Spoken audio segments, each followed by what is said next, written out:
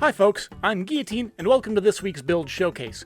Now, before I really get started, I wanted to make everyone aware that the PC I'm featuring this week is actually being given away for a charity raffle, and you could have a chance to receive it. That event is the Plattsburgh Card and Collectible Show on Saturday, October 18th.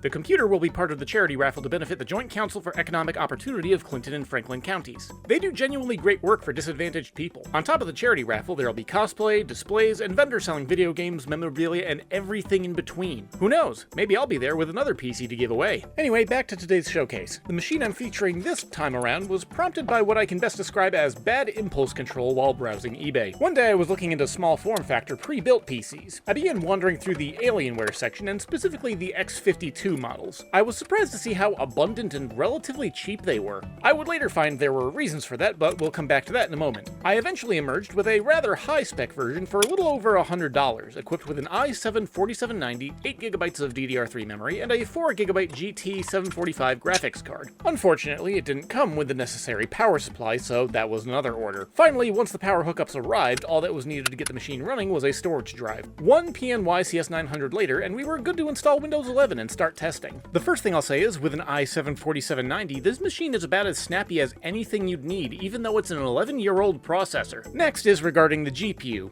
It's not great. If you want to see some benchmarking for that card and a rather similar machine, Budget Builds Official also recently got their own Alienware X51, and they showed the stock configuration while nowhere near the bleeding edge. Good game. I, however, had different ambitions. While I did test a game or two with the default specs, I wanted to see how high I could elevate this machine. Doing some research, I realized I had to keep some hardware limitations in mind. From what I found, this machine supported a max memory of 16GB, and the most robust power supply, which is what I got, maxed out at about 330 watts. Additionally, the GPU would have to fit inside a metal cage, and any external power would have to be run through some 6-pin PCIe cables. With those parameters set, I decided to track down an official Dell model GTX 1060, since Dell owns Alienware. Placing my orders and receiving all the parts, I wanted to see what the pinnacle of the X51 R2 was capable of, short of modifications for a full-blown platform upgrade. In theory, I could have gone for an RTX 3050 or some other more modern card, but there are surprisingly few 6-pin GPUs being made anymore. Anyway, let's take a quick look at the machine before we dive into the benchmarks, which I decided to include a few more space games into, along with some of my personal favorites. So here's my Alienware X51 R2, with the peak of hardware it was made to handle. An i7-4790, 16GB of memory, a 1TB SSD, and a GTX 1060 with 1280 cores, 6GB of GDDR5, and a 192-bit memory bus. Even in 2025, this is a confident 1080p gaming machine. Don't believe me? Well, let's see today's benchmarks.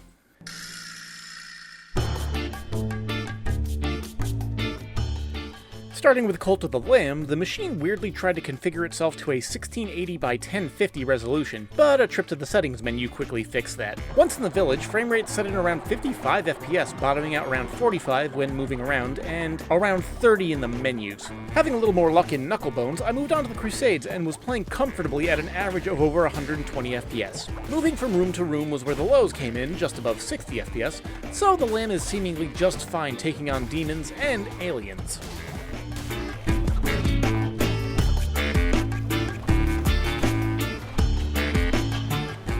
Starting with a couple of my preferred racing titles, Dirt 3's bench test set us up with a minimum of 130 FPS on high 1080p, which threw me off guard.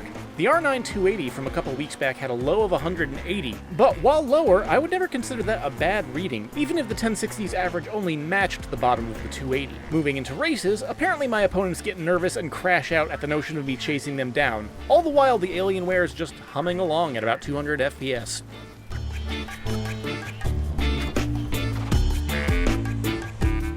Moving to a slightly more modern racer, Wreckfest defaulted to high settings, and as usual, the jockeying for position at the very start was where the X51 struggled the most. I say struggled, but if the low is 60 FPS, I'd say you could stand to have bigger problems. Pulling into the lead, an average of 120 FPS mean that leaving my opponents in the dust was smooth and pretty darn good looking.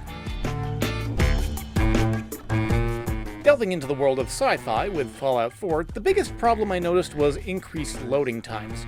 but gameplay was completely without issue. It defaulted to ultra graphical settings and locked into its cap of 60 FPS. The GPU would occasionally come close to maxing out, but even so, I don't think I saw the frame rate go below 59.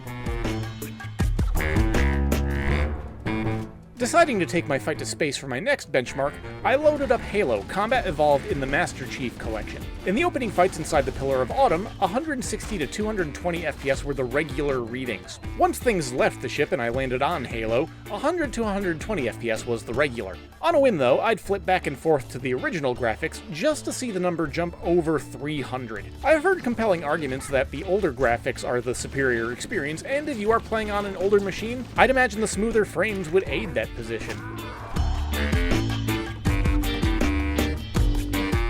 Deciding to go a bit more tactical and cerebral with the next game, XCOM 2 decided to fight with me before I ever dropped into the tutorial map. It tried to default me down to the lowest graphical settings at 720p, which I promptly smacked back up to medium at 1080. Once in-game, I wanted to know why the game was being so conservative. Granted, for a turn-based strategy game, you really don't need high frame rates for Twitch reactions, but a 100 FPS average meant there was plenty more I could do if I wanted to increase the game's fidelity even further. Plus, cutscenes default to 30 FPS, so I have no idea why it tried to default so low.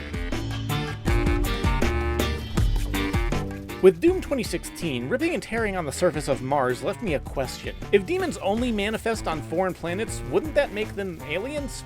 Stupid questions aside, a smooth 90 FPS meant a good time ahead if I wanted to do another playthrough on this machine. Also, I have to level with you all, infinite ammo with a chain gun is probably one of the most satisfying means to kill time you can have for just blowing off steam.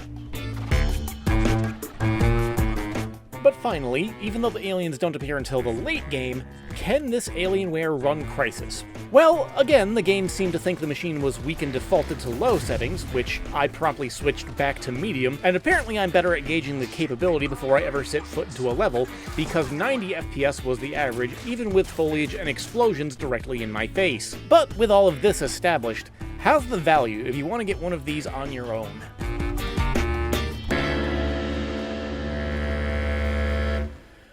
Well, just loosely estimating everything, this machine cost me around $250 to assemble. Not amazing, but also not terrible, considering the degree of games it can handle. But as I said at the start, I'm giving this away next month.